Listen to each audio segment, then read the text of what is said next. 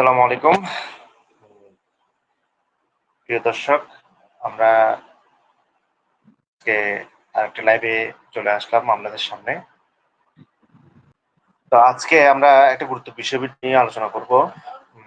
সেটা হচ্ছে আইন শৃঙ্খলা রক্ষায় সহযোগিতা করতে সাধারণ জনগণের করণীয়। এই বিষয়ে আলোচনা করার জন্য আমাদের সাথে আজকে উপস্থিত আছেন চট্টগ্রাম জজ কোর্টের আইনজীবী অ্যাডভোকেট লোকমান আলী। আলী ভাই, আপনি কি আমাকে শুনতে পাচ্ছেন? হ্যাঁ, শুনতে পাচ্ছি। হ্যাঁ, আপনাকে স্বাগতম। টিবিসিতে আপনাকে স্বাগতম। প্রথমবারের মতো আপনাকে পেয়ে আমরা বেশ কিছু দিনের সুযোগ পাবো। তো আপনাকে স্বাগতম আমাদের টিবিসি। জি, আপনাকে ধন্যবাদ আমাকে লাইভে যুক্ত করার জন্য। আমি শুরুতে টিভির সম্মানিত শ্রোতাদেরকে আমার পক্ষ থেকে সালাম জানাচ্ছি। আসসালামু আলাইকুম রহমতুল্লাহ। আপনাদের মূল্যবান সময় নিয়ে আমাদের লাইভে সময় দেওয়ার জন্য আপনাদেরকে জি, যে বিষয়টা নিয়ে আলোচনা করতে যাচ্ছিলাম সেটা হচ্ছে যে আইন শৃঙ্খলা 5ই আগস্টের পর থেকে আইন শৃঙ্খলা রক্ষাকারী বাহিনী যেহেতু একটু ব্যাকফুটে চলে গিয়েছিল, সেই সুযোগে জনগণ আইন শৃঙ্খলা রক্ষাকারী বাহিনীকে সহযোগিতা করার জন্য অনেক সহযোগিতা করে, কিন্তু এই ক্ষেত্রে সময় বাড়াবাড়ি হয়ে যায়। তো এই বিষয়টা নিয়ে আসলে আমরা আইনগতভাবে কতটুকু মানুষের অধিকার আছে, যা কি করণীয়, কারণ আমার চোখের সামনে একটা অপরাধ সংঘটিত হচ্ছে বা চিন্তায় হচ্ছে, তাহলে আমরা কি করতে পারি জনগণ হিসেবে? এই বিষয়টা আসলে একটু জানার প্রয়োজন ছিল। তো আইনের দৃষ্টিতে আপনার এই জিনিসটা সম্পর্কে একটু আমাদেরকে ধারণা দিতে।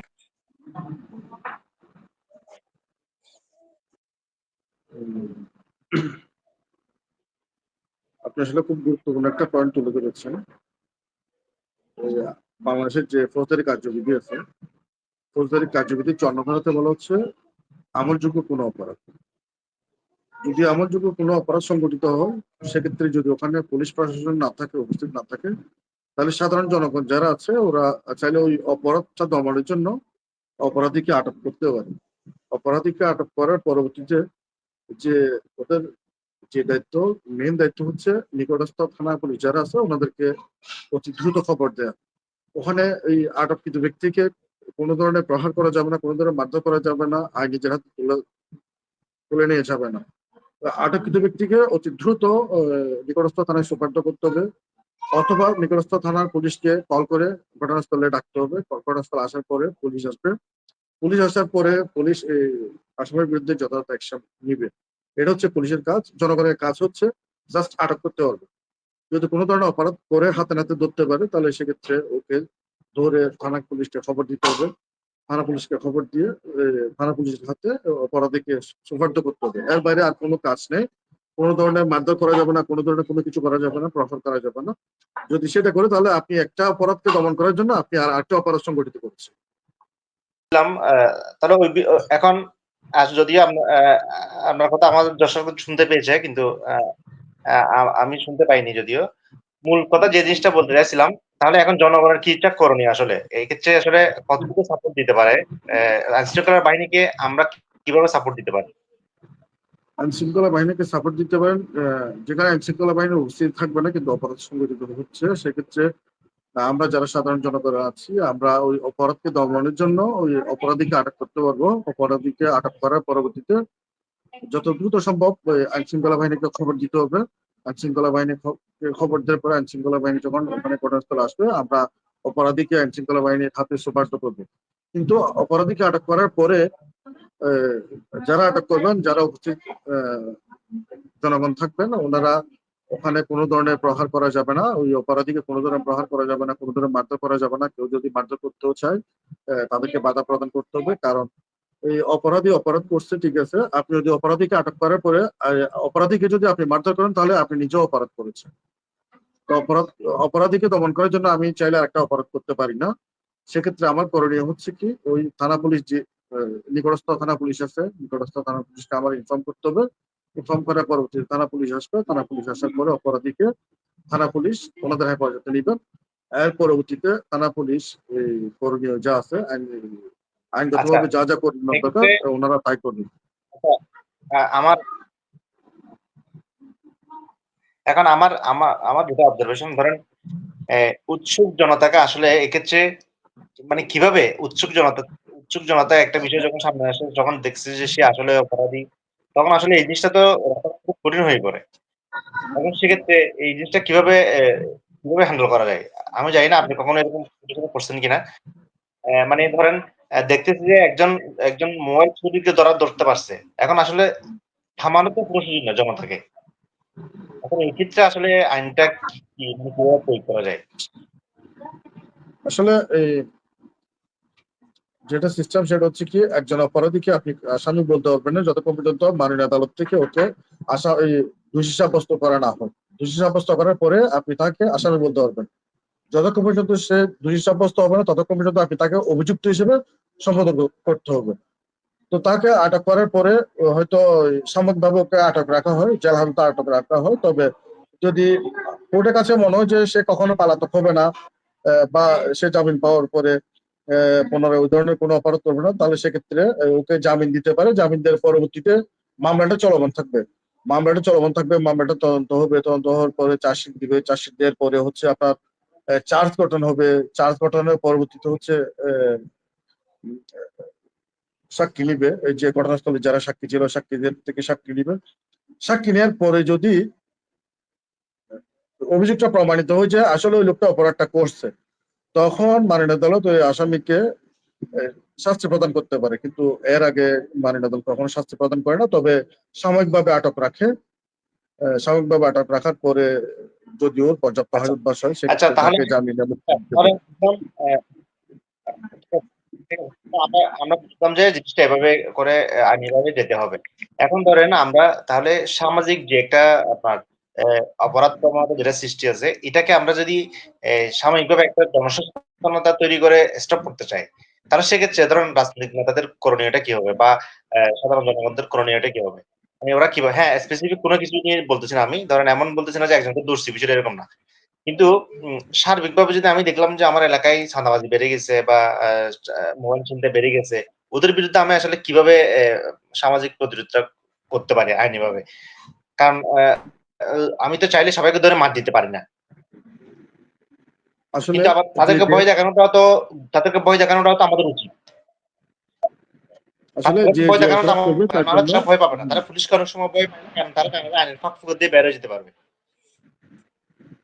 অপরাধী অপরাধ করবে, সেটা হচ্ছে অপরাধী স্বভাব। অপরাধী অপরাধ করবে, দেশের আইন আদালত আছে, দেশের আইন আদালত সেটা বিচার করবে।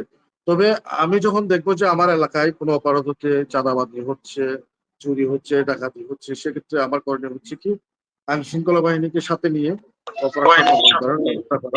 যদি দেখতে পাচ্ছি আমি আমার এলাকায় চাঁদাবাজি হচ্ছে, তাহলে আমি থানায় অভিযোগ দিলাম। থানা অভিযোগ দেওয়ার পরে থানা কর্তৃপক্ষ ওই চাঁদাবাজি বন্ধের জন্য যা যা করণীয় দরকার থানা কর্তৃপক্ষ সেটা করবে। আর থানা কর্তৃপক্ষ দেখা যাচ্ছে ওদের যে দায়িত্ব, ওদের যে ডিউটিটা যদি ওরা ঠিকঠাক পালন না করে, তাহলে থানার উপর লেভেলে যারা আছে, মনে করেন এখানে চট্টগ্রাম মেট্রোপলিটন আপনার পুলিশ কমিশনার আছে, এই তারপরে রিসেপশন কমিশনার আছে, ওনাদেরকে যদি আপনি খবর দেন, তাহলে থানা পুলিশের যে অবহেলাটা অবশ্যই ওনারা তদারকি করবেন। এবং সেখানে ওনারা অর্ডার করবেন যে থানাকে পর্যাপ্ত পরিমাণে যেদিকে যে ব্যবস্থা গ্রহণ করতে হয় সেটা করার জন্য ওনারা থানা কর্তৃপক্ষকে নির্দেশ দিবেন। যদি থানা কর্তৃপক্ষ ওনাদের দায়িত্ব পালনে অবহেলা করেন সেক্ষেত্রে, তবে আমাদের মেইনলি যে কাজ যেটা হচ্ছে কি, আমাদের এলাকায় যখন কোনো অপরাধ হবে আমরা নিকটস্থ থানাকে ইনফর্ম করবো। নিকটস্থ থানা অবশ্যই সে বিষয়ে স্টেপ নিবেন এবং ওনারা অপরাধ দমনের জন্য যা যা করণীয় তা তাই করবেন। আচ্ছা, এখন আমি আপনাকে একটা প্রশ্ন করি। ধরেন ধরেন আমরা জানি যে একটা জায়গায় আপনার বেশ কিছু জায়গায় ওরা আড্ডা দেয়। ধরেন কিশোর গ্যাং, তারপর হচ্ছে সবকিছু সবাই করে। কিন্তু মানে ওখান থেকে ওখানে বসে বসে আড্ডা দেয়, রাত হলে ওরা বের হয়। এখন মনে করেন পুলিশ প্রশাসনকে জানানো আছে, পুলিশ প্রশাসন এগুলো জানেও। কিন্তু সেই যেকোনো ভাবে হোক, হয়তো তাদের গাফলতি হতে পারে অথবা তাদের জনশক্তির শর্টেজ হতে পারে, বিভিন্ন কারণে তারা এগুলোতে চোখ দেয় না বা আসে না। এখন সেক্ষেত্রে সব জনগণ কিন্তু ওদেরকে আবার ভয়ও পায়, চাইলেই কিছু করতে পারে না। এখন আমি মিলাতে পারতেছি না যে আসলে এই জায়গায় কি সাধারণ জনগণের করণীয় এটা কি হতে পারে? তারা কি একসাথে হয়ে কি ওদেরকে ধাওয়া করবে? ওদেরকে ধাওয়া দিয়ে কি ওখান থেকে বের করে দিবে? ওদেরকে কি সরায় দিবে? আপনি খুব গুরুত্বপূর্ণ একটা পয়েন্ট বলেছেন। এখানে যদি থানা পুলিশের উপস্থিত টের পেয়ে যদি ওনারা আগে থেকে পালিয়ে যায়, সেক্ষেত্রে করণীয় হচ্ছে কি, আশেপাশে যেসব জনগণ আছেন, জনগণ চাইলে ওনাদেরকে আটক করতে পারেন। আটক করার পরে ওনারা থানা পুলিশকে খবর দিয়ে আসামিদেরকে থানা পুলিশের হাতে সুপার্দ করতে পারেন। সেটা হচ্ছে করণীয়। ওদেরকে ধাওয়া দিয়ে মারধর করবে সেটা কোনো ইয়ে না। সেটা করা আইনতভাবে দণ্ডনীয় অপরাধ। আপনি একটা অপরাধকে দমন করার জন্য আরেকটা অপরাধ করতে পারেন না। তবে আপনারা সর্বোচ্চ এতটুকু করতে পারেন, ওদেরকে আটক করতে পারেন। চাইলে আশেপাশে জনগণ যারা আছেন ওনারা চাইলে ওনাদেরকে আটক করতে পারেন। আটক করে আপনারা থানা পুলিশকে সুপার্দ করবেন। এর পরবর্তী যে স্টেপ গুলো সেগুলো হচ্ছে থানা পুলিশ ওনারা নেবেন। আসামিদেরকে মামলা দায়েরের মাধ্যমে মাননীয় আদালতে প্রেরণ করবেন। মাননীয় আদালত ওদের আচ্ছা আমি অপরাধগুলো আমি আচ্ছা আমি বুঝতে পারছি কোনোভাবেই জনগণ আইন হাতে তুলে নিতে পারে না। এটা কোনো মতেই কাম্য নয়। এ এখন আমি আপনাকে আরেকটা প্রশ্ন করি। ধরেন ধরেন আমরা জানি কোন ফ্যামিলি থেকে এসে এই কাজগুলো করতে। আমরা অভিভাবককে গিয়ে সতর্ক করার জন্য এলাকার লোকজন গিয়ে অভিভাবকদেরকে সতর্ক করার জন্য কি কোন রকম কোনো কথা বলতে পারে? ওই ক্ষেত্রে কি ওরা কি আবার ওরা কি বলতে পারে যে আপনাদের কি দায় পড়ছে? আমাদেরকে কিছু হলে প্রশাসন দেখবে। এই কথাটা কি ওরা বলতে পারে? তাহলে তো আমাদের জনগণের কোনো সুযোগই থাকছে না অপরাধ দমনের জন্য। আমার কথা আসলে আশা করি বুঝতে পারছেন। যে ধরেন আমি আমি দেখলাম যে কলোনির অমুক ছেলে প্রতিদিন রাত্রে আড্ডা দেয় এবং ওরা আপনার মোবাইল ছিনতাই থেকে শুরু করে বিভিন্ন অপরাধের সাথে জড়িত। তাহলে আমরা সচেতন নাগরিক হিসেবে তাদের ফ্যামিলিতে গিয়ে কি কোন রকম কথা বলতে পারি না? এই অধিকারটা কি আমাদের জনগণের নাই? অবশ্যই আছে। এখানে আহ, সবচেয়ে বড় ইয়ে হচ্ছে এই মানুষের যে ফ্যামিলি, মনে করেন আমার ফ্যামিলি চাইলে আমার যে কোনো অপরাধ চাইলে ফার্স্ট স্টেপ হচ্ছে আমার ফ্যামিলি চাইলে আমাকে দমন করতে পারে। আমি যদি পথভ্রষ্ট হয়ে যাই তাহলে আমার মা আছে, আমার বাবা আছে, আমার ভাই আছে, ওনারা যদি আমাকে মোটামুটি একটা কন্ট্রোলের মধ্যে রাখে তাহলে দেখা যাবে কি আমার যে অপরাধ প্রবণতা সেটা অনেকটা কমে যাবে। তো যদি প্রত্যেকের ফ্যামিলি যদি ওই ব্যাপারে সজাগ হয়ে আমার ছেলেটা কোথায় যাচ্ছে, আমার ভাইটা কোথায় যাচ্ছে, কোথায় কি করতেছে, কোথায় বসে আড্ডা দিচ্ছে, কার সাথে মিশতেছে এবং কোন সময় কোথায় যাচ্ছে, এগুলো যদি সবকিছু তদারকি করে তাহলে দেখা যাবে আমাদের সমাজের যে অপরাধটা অনেকাংশে কমে যাবে। তবে আমাদের যে বর্তমানে অধিকাংশ ফ্যামিলি এগুলো বিষয়ে খোঁজ খবর রাখে না। ওদের ছেলেটা কোথায় যাচ্ছে, কার সাথে মিশতেছে, কোথায় আড্ডা দিচ্ছে, কি কাজ করতেছে, কোনো অপরাধ করতেছে কিনা, এগুলো আসলে ফ্যামিলি থেকে তদারকি না করার কারণে মূলত অপরাধটা দিন দিন বৃদ্ধি পাচ্ছে। যদি প্রত্যেকের ফ্যামিলি এগুলো খোঁজ খবর রাখে এবং তদারকি করে তাহলে দেখা যাবে অপরাধটা অনেকাংশে কমে গেছে এবং যেখানে সেখানে ছেলেপুলেরা আড্ডা দিবে না। মনে করেন একটা জায়গায় আড্ডা দেওয়ার জন্য দুইটা ছেলে লাগবে। হ্যাঁ, তো দুইটা ছেলের মধ্যে একটা ছেলে ফ্যামিলি একজনকে কন্ট্রোল করে ফেললো, তাহলে অপর যে জন আছে সে তো চাইলে আড্ডা দিতে পারবে না, কারণ সে তো একা।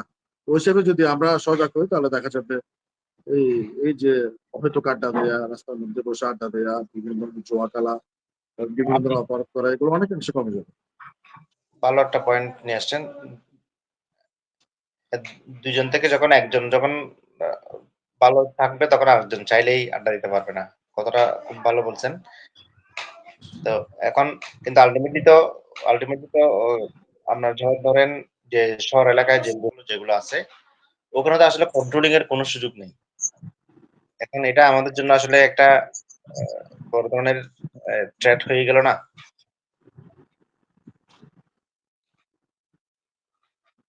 একটু একটু ক্লিয়ার করবেন, আমি আসলে আপনার নেটওয়ার্ক প্রবলেমের কারণে ঠিক মতো শুনতে পারি না। একটু ক্লিয়ার করবেন। হ্যাঁ, আমার কথা হচ্ছে শহর এলাকায় যে বস্তি এলাকাগুলো আছে এখন দেখা যাচ্ছে কি ওরা তো এত সচেতন না। আবার ওদের সন্তান কোথায় যাচ্ছে না যাচ্ছে এসব নিয়ে তারা সচেতন না। এখন দেখা যাচ্ছে কি ওই শ্রেণী থেকে কিছু মানুষজন তো এসেই এই কাজগুলো করতেছে স্বাভাবিকভাবে। তো এখন তাদেরকেও তো কন্ট্রোল করার একটা ব্যাপার থাকে। এখন এটাও কি আসলে প্রশাসনিক ভাবে উদ্যোগ নেওয়া উচিত না? এটা তো স্থানীয়ভাবে তো আসলে কিছু করার মতো আছে। এটা তো মনে হচ্ছে না আছে বলে। আসলে আমি আপনার কোয়েশ্চেনটা আপনার নেটওয়ার্কের কারণে ঠিক মতো বুঝতে পারিনি। এরপর যতটুকু আজ করতে পারছি সেটা হচ্ছে কি, যে আইন শৃঙ্খলা অবনতিটা রোধ করার জন্য আমরা কি করতে পারি সেরকম কিছু মনে হয় আপনি বোঝাতে চেয়েছেন যতটুকু আমার মনে হচ্ছে। তবে আমি আপনার কোয়েশ্চেনটা ঠিক মতো বুঝতে পারিনি আপনার নেটওয়ার্ক প্রবলেমের কারণে। তো প্রত্যেকটা এরিয়ার মধ্যে একটা মহল্লা কমিটি থাকে, একটা সামাজিক কমিটি থাকে। মহল্লা কমিটির সর্দার থাকেন, ওখানে কিছু মেম্বার থাকেন, ওনারা ওনাদেরকে মোটামুটি সবাই মান্য করার চেষ্টা করেন। কারণ সমাজের যারা সর্দার হয় বা মাতব্বর হয়, ওনারা অবশ্যই প্রভাবশালী কেউ হন। তো ওনারা যদি এগুলোর ব্যাপারে তদারকি করেন, মনে করেন আমার একটা এলাকার মধ্যে সাপোজ মোরাদপুর এলাকাটা হচ্ছে আমার, মোরাদপুর এলাকার সর্দার হচ্ছে আমি, মাতব্বর হচ্ছে আমি, তাহলে পুরো এলাকাটা আমার কন্ট্রোলিং এর মধ্যে থাকবে। ওইখানে মোটামুটি যারা থাকবেন, আমি যদি কিছু বলি তাহলে ওনারা যদি অবশ্যই আমার কথাটা মানবেন বা আমার কথাটা শুনবেন। তো মাতব্বর যারা আছেন, মাতব্বর শ্রেণীর যারা আছেন বা স্থানীয় প্রভাবশালী যারা আছেন, ওনারা যদি ওগুলো খোঁজখবর রাখেন এবং যেখানে যেখানে এই ধরনের আড্ডা হচ্ছে, অহেতুক আড্ডা দিচ্ছে বা বিভিন্ন ধরনের জুয়া খেলতেছে, ওনারা যদি ওখানে গিয়ে মোটামুটি একটা রেড দেয়, তাহলে দেখা যাবে ওনারা ওই সেম অপরাধটা বারবার করবেন না। কারণ মাতব্বর শ্রেণীর যারা আছেন বা স্থানীয় প্রভাবশালী যারা আছেন, ওনাদেরকে অবশ্যই সবাই ভয় পাবে। ওনাদের কথা সবাই শুনবে, ওনাদের কথা অবশ্যই সবাই রাখবে। ওনারা যদি এগুলো খোঁজখবর রাখেন, তদারকি করেন, তাহলে সেক্ষেত্রে অপরাধটা অনেকাংশে কমে যাবে। ভেরি গুড, খুব সুন্দর কথা বলছেন আপনি। আপনি আমার কথা ওটাই ছিল মূলত। তো আশা করি এখন কি আমার কথা শোনা যাচ্ছে? আপনার কথা কিন্তু হ্যাঁ, বোঝা এখন গেছে। শুনতে পাচ্ছি। এখন শুনতে পাচ্ছি। আমার আমার আমার আমার প্রশ্নটা ঠিক ছিল, তবে আরেকটা বিষয় ছিল, সেটা হচ্ছে যে ওই মানে বস্তি এলাকা যেগুলো আছে ওগুলোকে কন্ট্রোল করার মতো কোনো আসলে সুযোগ তো নাই। কারণ ওখানে ওদের উপর তো প্রভাব খাটাতে গেলেও একটা সমস্যা। আমি ওইটাই উদ্বেগের বিষয়। তো ওটাকে হ্যাঁ, আসলে কিভাবে কি করা যায়? কোনো কি আইডিয়া আছে বা আপনাকে একটা কথা বলি। আইনগতভাবে কি কোনো হ্যাঁ, কিছু সুযোগ আছে? আমি আর একটু করে বলি, সেটা হচ্ছে কি, বস্তি শ্রেণীর যারা আছে ওখানেও কিন্তু সর্দার মাতব্বর আছে। মনে করেন বিশাল একটা বস্তি, বস্তির মধ্যেও কিন্তু কিছু সর্দার বা মাতব্বর শ্রেণীর কিছু মানুষ থাকে। যদি ওদেরকে মোটামুটি টাচের মধ্যে রাখা হয় এবং ওদের মাধ্যমে যদিও ওদেরকে একটু থ্রেট দেওয়া হয় যে তোমরা এই কাজগুলো করতে পারবে না, এই কাজগুলো করলে তোমাদেরকে আইনের আশ্রয় নেওয়া হবে বা তোমরা এই ধরনের অপরাধ করলে তোমাদেরকে অ্যারেস্ট করা হবে, তাহলে ওনারা যদি মোটামুটি ওই হিসাবে ইয়ে করেন, তদারকি করেন, বস্তি শ্রেণীর মধ্যে যেসব মাতব্বররা আছেন আর কি, হ্যাঁ, ওনারা যদি ওগুলো তদারকি করেন এবং পুলিশ প্রশাসন যদি ওখানে গিয়ে মোটামুটি অবস্থান নেন, কোন সময় অপরাধ হয় সেই জিনিসটা আমাদেরকে মাথায় রাখতে হবে। যদি দেখা যাচ্ছে রাতের 12টা-1টার দিকে ওখানে অপরাধ সংঘটিত হচ্ছে, সেখানে যদি পুলিশ উপস্থিত থাকে, তাহলে দেখবেন ওখানে আর কোনো ধরনের অপরাধ করার জন্য ওরা ওখানে বসবে না বা ওরা আড্ডা দিবে না, ওরা একত্রিত হবে না। তো এখানে আমাদের দুটো ইয়ে হচ্ছে, আহ, দুটো ভূমিকা। সেটা হচ্ছে কি, আইন শৃঙ্খলা বাহিনী যারা আছেন ওনাদেরকে ভূমিকা রাখতে হবে। স্থানীয় যারা আছেন প্রভাবশালী মহল বলেন, ওনারা যদি এগুলোর বিষয়ে তদারকি করেন, খোঁজখবর রাখেন, তাহলে সেক্ষেত্রে অপরাধ অনেকাংশে কমে যাবে। বস্তি শ্রেণী যেগুলো ঠিক বলছেন, আছে, বস্তি শ্রেণীগুলো ধন্যবাদ। নিশ্চয়ই কারো না কারো আন্ডারে আছে। হ্যাঁ, বুঝতে পারছি। ঠিক আছে, আপনার কাছ থেকে আমরা অনেক কিছু গুরুত্বপূর্ণ পয়েন্ট পেলাম। তো নেটওয়ার্ক জনিত সমস্যার কারণে আসলে আপনাকে আমরা অনেক কিছুই ইনশাল্লাহ আমরা আবার আরেকদিন ইনশাল্লাহ আপনাকে নিয়ে আমরা আবার লাইভে আসবো। তো আজকে আমরা এতটুকুতে শেষ করে দিচ্ছি। যেহেতু নেটওয়ার্ক সমস্যা, সেজন্য আমরা আসলে অন্য কোনো কথার দিকে যেতেও সুযোগ পাচ্ছি না। তো আপনাকে ধন্যবাদ আমাদের সাথে আসার জন্য। আশা করি পরবর্তীতে আমরা আবার আপনাকে টিভিসিতে পাবো। যে আপনাকেও ধন্যবাদ, এবং দর্শক শ্রোতা যারা আছেন তারা মূল্যবান সময় দিয়ে লাইভটি হ্যাঁ, শুনেছেন। সবাইকে ধন্যবাদ। সবাই ভালো থাকবেন, সুস্থ থাকবেন। আসসালামু আলাইকুম।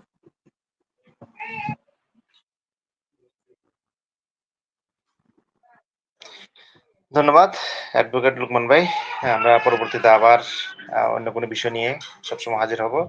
ধন্যবাদ দর্শক শ্রোতা। আমরা নিয়মিত চেষ্টা করব বিভিন্ন গুরুত্বপূর্ণ বিষয় নিয়ে রিলেটেড যে কোনো ব্যক্তিকে নিয়ে আসার জন্য। আপনারাও যারা কথা বলতে আগ্রহী চাইলে টিভির সাথে অ্যাড হইতে পারেন। যোগাযোগ রাখার জন্য অনুরোধ করছি সবাইকে। ধন্যবাদ লুকমান ভাই, ধন্যবাদ দর্শকবৃন্দ। আসসালামু আলাইকুম।